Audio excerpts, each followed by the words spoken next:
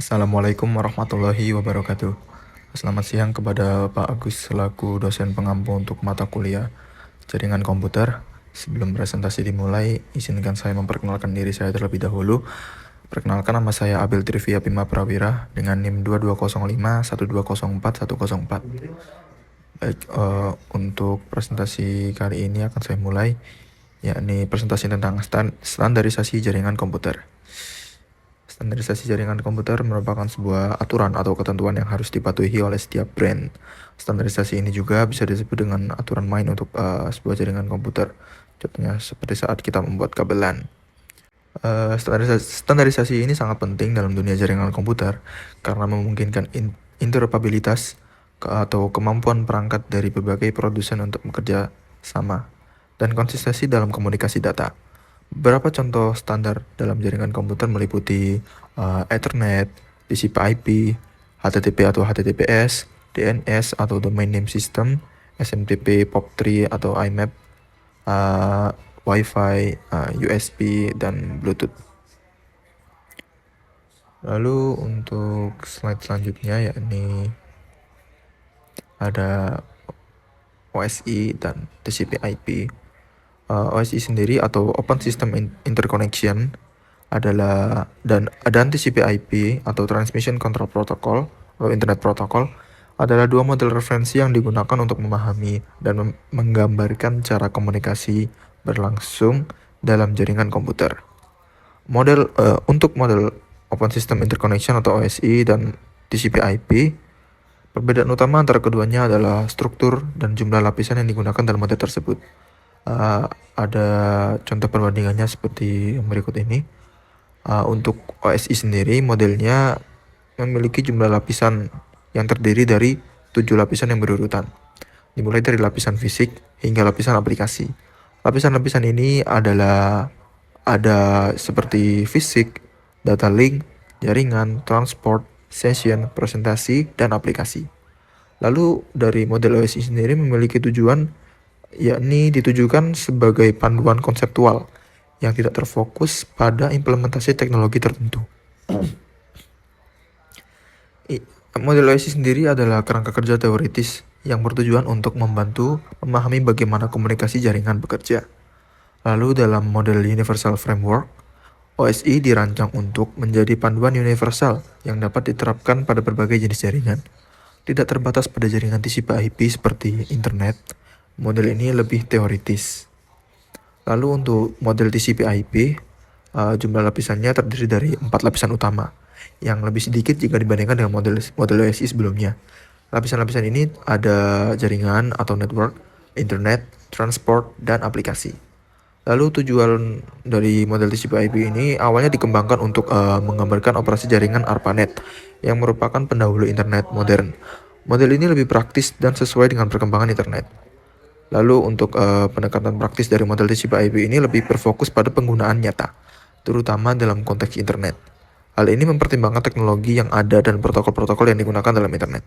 Untuk perbandingan lainnya seperti model OSI lebih kompleks dan teoritis daripada model TCP/IP. Jadi yang lebih langsung terkait dengan pengembangan internet. Selanjutnya, meskipun OSI adalah model referensi yang terpisah, TCP/IP seringkali digambarkan sebagai model referensi dengan menggabungkan fungsi-fungsi yang ada dalam 4 lapisan utamanya.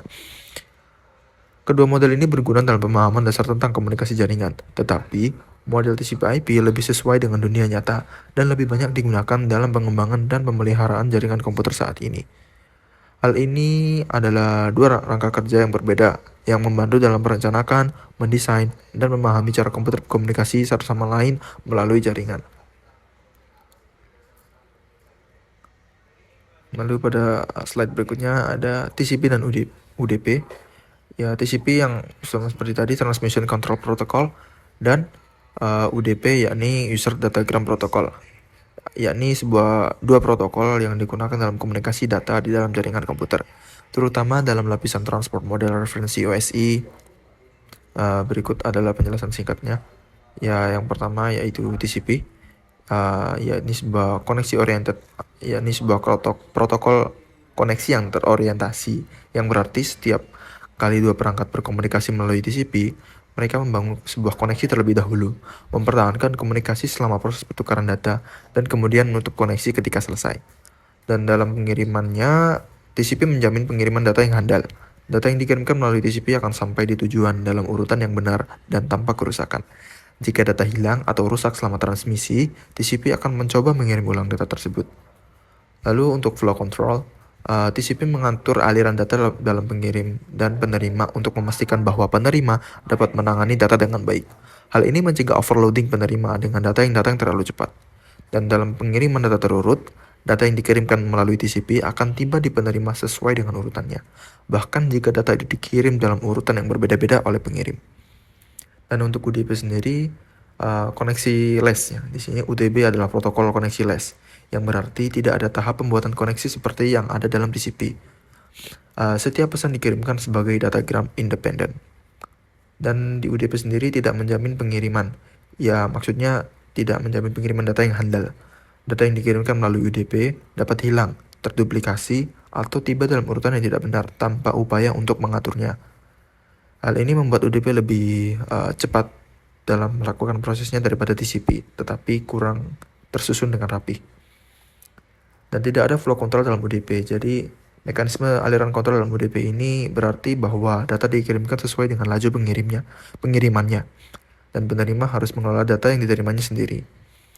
Dan UDP sering digunakan untuk aplikasi yang memerlukan kinerja tinggi dan siap mengatasi kerugian data yang terbatas, seperti streaming video, game online, dan kecepatan dalam prioritas dalam sebuah kasus.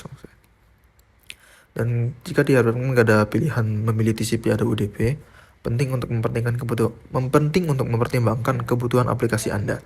Jika keandalan dan pengiriman dalam data urutan sangat penting, maka TCP lebih sesuai. Namun, jika Anda membutuhkan kinerja tinggi dan siap mengatasi beberapa kerugian data yang cukup terbatas, UDP mungkin lebih cocok.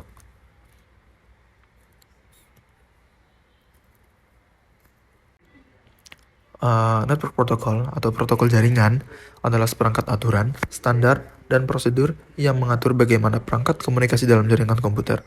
Protokol ini mengontrol berbagai aspek komunikasi, termasuk format pesan, metode pengiriman, alamat perangkat, pengelolaan kesalahan, pengamanan data, dan banyak lagi lainnya. Untuk protokol jaringan sendiri memiliki berbagai macam fungsi, seperti yang sudah saya sebutkan di awal tadi. Yang pertama yakni format pesan, atau format protokol menentukan bagaimana data harus disusun dalam pesan komunikasi, termasuk pengkodaan dan struktur datanya. Lalu ada alamat perangkat. Ya, protokol mengatur cara perangkat diidentifikasi dan ditemukan dalam jaringan, seperti dalam alamat IP atau protokol TCP/IP. Dalam metode pengirimannya juga, protokol mengatur cara data dikirimkan dalam satu perangkat ke perangkat lain, termasuk aliran data, rute yang dipilih, dan pengendalian aliran.